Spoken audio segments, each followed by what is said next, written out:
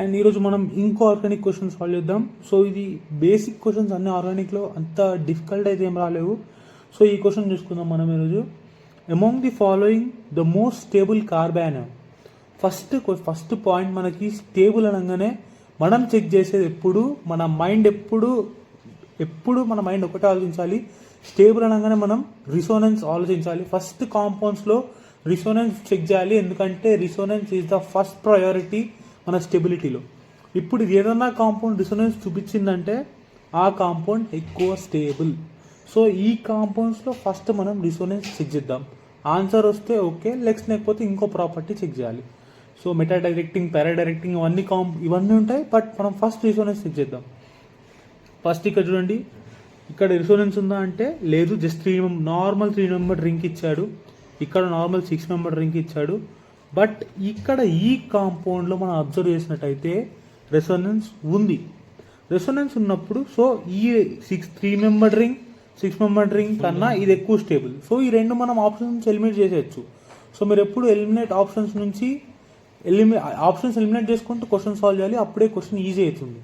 And ఇప్పుడు మనం ఇంకో 2 ఆప్షన్స్ మిగిలాయి మనకి. ఇది రెసోనెన్స్ అవుతుంది, ఇది రెసోనెన్స్ అవుతుందో చెక్ చేయండి. బి ఆప్షన్ ఇది అవుతుంది, ఇక్కడ చూడండి ఇది అవుతుంది, ఇది కూడా అవుతుంది. సో ఇక్కడ ఈ బీసీలో మనం ఎలా డిసైడ్ అవ్వచ్చు అంటే, మనం బి ఆప్షన్ చూసుకున్నట్టయితే 2 సైడ్ రిసోనెన్స్ అవుతుంది. ఇది కేవలం ఒక్క సైడ్ మాత్రమే అవుతుంది. 2 సైడ్ రిసోనెన్స్ ఎక్కువ స్టేబులా, 1 సైడ్ రిసోనెన్స్ ఎక్కువ స్టేబులా అంటే 2 సైడ్ రిసోనెన్స్ ఎక్కువ స్టేబుల్. సో ఈ 4 కార్బోయానియన్స్లో మనకి ఏది ఎక్కువ స్టేబుల్ అంటే ఏం చెప్తాం? Option B. So option B is the correct answer. Hello guys, and ఇప్పుడు మనం సాల్వ్ చేయబోతున్నాం one of the easiest question in ఈరోజు పేపర్లో. ఇదైతే చాలా dead easy question, lucky jackpot అనొచ్చు ఈ క్వశ్చన్ని. And simple question, which of the following does not belong to the same period in the modern period table. So దీనికి మనం modern period table వస్తే సరిపోతుంది. సో ఇది డెడ్ ఈజీ క్వశ్చన్ అని చెప్పొచ్చు ఈ పేపర్లో. అండ్ నాకు తెలిసి ఈ అన్ని షిఫ్ట్లో కూడా ఇదే ఈజీ క్వశ్చన్ కాబోతుంది. ఇంత ఈజీ క్వశ్చన్ నెక్స్ట్ షిఫ్ట్స్లో అయితే వచ్చే ఛాన్స్ లేదు. అండ్ దీనికి మనం అప్లై చేసినట్టయితే సెకండ్ చాప్టర్ నుంచి వచ్చింది, that is classification of period table, అందులో నుంచి వచ్చింది. అండ్ దీన్ని మనం చదివినట్టయితే ఎలిమెంట్స్ ఏమి ఇచ్చాడు? Palladium, iridium, platinum, osmium. So ఈ 4 ఎలిమెంట్స్ ఇచ్చాడు మనకి. ఇందులో చూడంగానే క్లియర్ ఆన్సర్ తెలిసిపోయింది. పెల్లాడియం అనేది ఈ పీరియడ్లో ఉండదు. సో ఇది ఆన్సర్. సో దీన్ని ఇలా సాల్వ్ చేయొచ్చు. హలో గైస్, అండ్ ఈరోజు మనం సెకండ్ క్వశ్చన్ సాల్వ్ చేయబోతున్నాం. ఇది వచ్చేసి కోఆర్డినేషన్ ఐసోమెరిజం నుంచి వచ్చింది. సో కోఆర్డినేషన్ నుంచి మనం సాల్వ్ చేయబోయే ఫస్ట్ క్వశ్చన్ అనుకుంటా ఇది. సో ఈ క్వశ్చన్ ఎలా సాల్వ్ చేస్తామంటే, క్వశ్చన్ ఏమి ఇచ్చాడంటే ఫస్ట్ క్వశ్చన్ చదువుదాం. Which of the following compound show facial meridional isomerism.